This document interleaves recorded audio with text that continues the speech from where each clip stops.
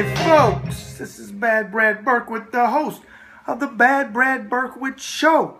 And this is another RSR video email bag, forget about it. And that classic song to start out the show today was Edwyn Collins. I don't know if it was a one-hit wonder, but I think it was. But it's I've Never Met a Girl Like You Before. Let me read a little piece of it.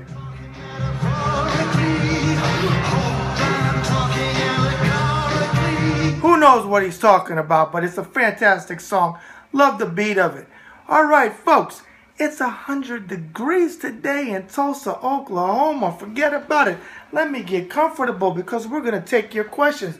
But before we do, forget about it.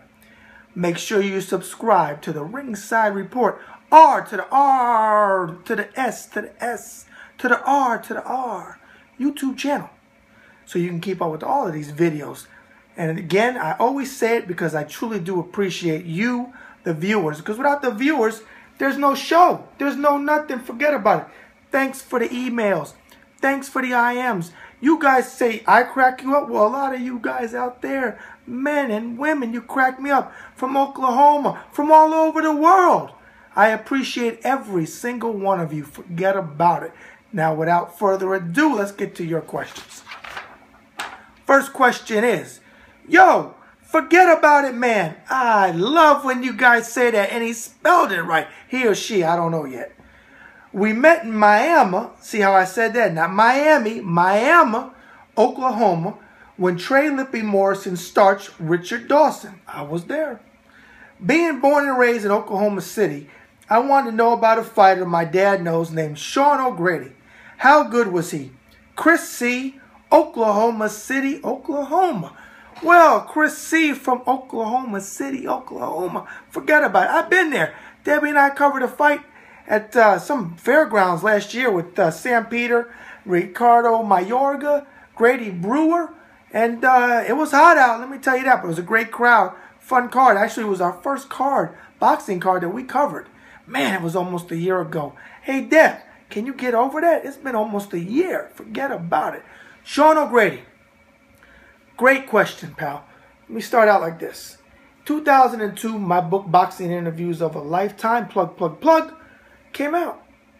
And one of the interviews in that book was Sean O'Grady. Okay? Fast forward years later to November of last year, IMP Productions or Promotions, whatever it is, Mike Tyson comes to the Hard Rock in Tulsa, Oklahoma.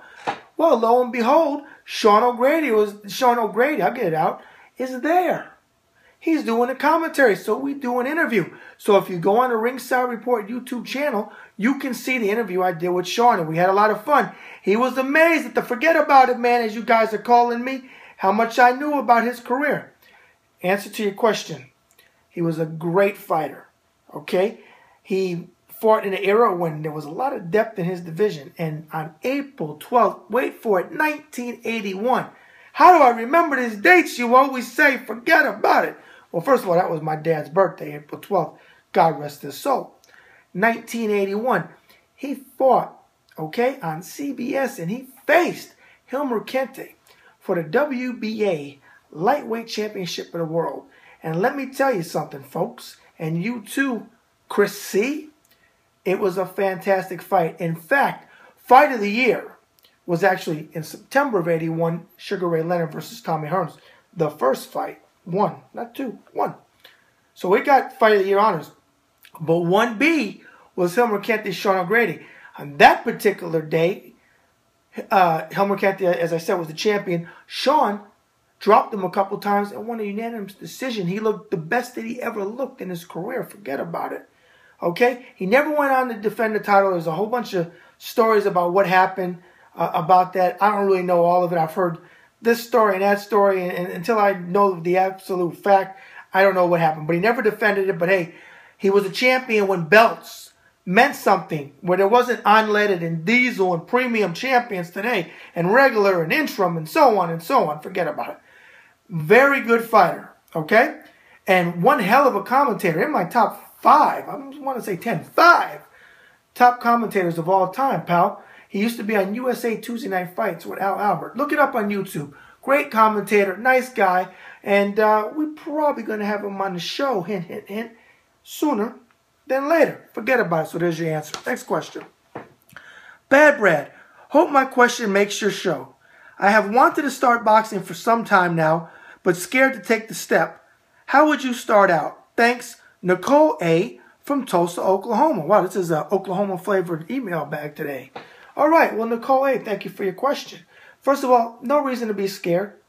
What I would suggest that you do is this. Go on Google, look up your area in Tulsa, whatever part of Tulsa you live in, and look for a boxing gym. Go there. Don't go there to join. Go there to take the feeling of the gym. You'll know if you like it, okay? Talk to the trainers. Get a vibe, okay? Watch other people training there. Let me tell you what's not a boxing gym. If you really want to do boxing, a boxing gym is not a heavy bag in Gold's Gym in the corner or in Bally's. That's not a boxing gym, okay? That's a heavy bag for people that want to hit it. That's not a boxing gym. Go to a bona fide boxing gym, okay? And there are some here. I think there's one on Mingo Road that's ran by Cecil, I think it's Pettigrew. Not for sure. I haven't been over there. But that's what I would suggest you do. Don't ever be scared. Go in there. If you don't get a good vibe or feel, go to another one. Finally, take the plunge and get with the trainer. I would start with a trainer first. It's worth the investment to let he or she show you how to hit the heavy bag, how to hit the speed bag, what type of exercises to do. Because let me tell you, folks, there's nothing better. And when I'm at the top of my game, and I'm not doing it right now religiously like I was last year, I'm getting ready to. Forget about it. I just need to get off of my derriere and get into my gym, which actually is in my garage. I've got my stuff in my garage. I turn it in, half of it into a boxing gym. Forget about it. But get with the trainer. Have them show you the right way to do things. Make sure you wrap your hands, because anybody that gets out there and hits the heavy bag with no wraps, they don't know what they're doing. They're a stunad. And if they tell you don't need hand wraps, can't talk today. Hand wraps, they don't know what they're talking about. Don't listen to them. That's how you split your knuckles. That's how you split in between your knuckles. That's how you break your fist, your hand. Okay? Always wrap. Always wrap. All right, Nicole, good luck to you. And do me a favor. Follow up with me. I love to hear how you're doing. Forget about it. Last question, folks. Bad Brad, you answered a question about St. Gordon the other day on your show. Wow, was that a blast from the past? Do you remember a fighter named Chris Calvin?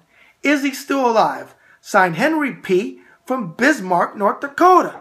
Henry P. from Bismarck, North Dakota. Are you friends with Virgil Hill? Because he's the only one, and I interviewed him a long time ago, from Bismarck, North Dakota, that I ever heard of. Or I should say, heard from, or knew, pal. But actually, I think Josh Duhamel, I think is his name, married to, is it Fergie? Or one of them, is from there. The actor used to be on one of my favorite shows with James Caan called Vegas, or Las Vegas, or something like that. It was on a couple of years ago. Didn't last long, but it was a good show. Great show, matter of fact. Okay, so you want to know about Chris Calvin. All right, pal, I'm going to tell you. The fighting fireman. He was tough. He used to come in with, now it's been pulled down, but the Confederate flag. He had good power. He used to fight on ESPN. Al Bernstein and I actually talked about him.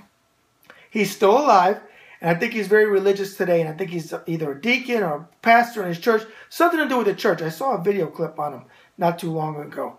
He had some success, but when he faced some upper-level opposition, he got beat, and then he kind of fell by the wayside. But he was exciting in his days on ESPN. And that ESPN back then, when Al Bernstein was on there with Sal Marciano, and then he was on there with Barry Tompkins, man, they had some great fights. And ESPN used to have those tournaments.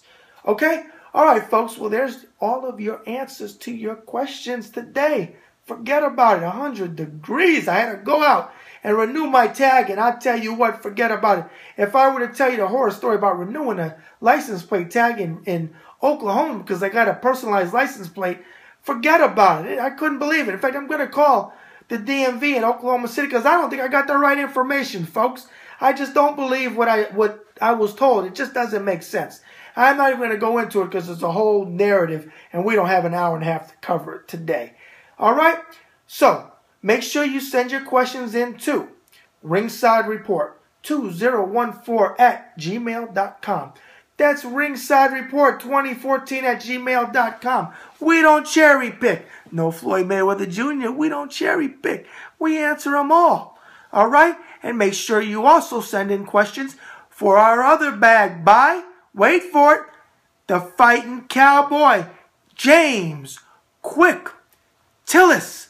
And if you want to send a question for Quick so he can answer it and I can read it. And man, if you missed the show the other day with this skit from Rudy Ray Moore, did you miss out? I'm not going to tell you. Go to the RSR YouTube channel and check it out. His email is quicktillisrsr@gmail.com. That's quicktillisrsr@gmail.com. All right, folks, as we always do, that's another show in the can. Forget about it. And as Frank Sinatra sang so eloquently, so long ago, the best is yet to come. Bad Brad out.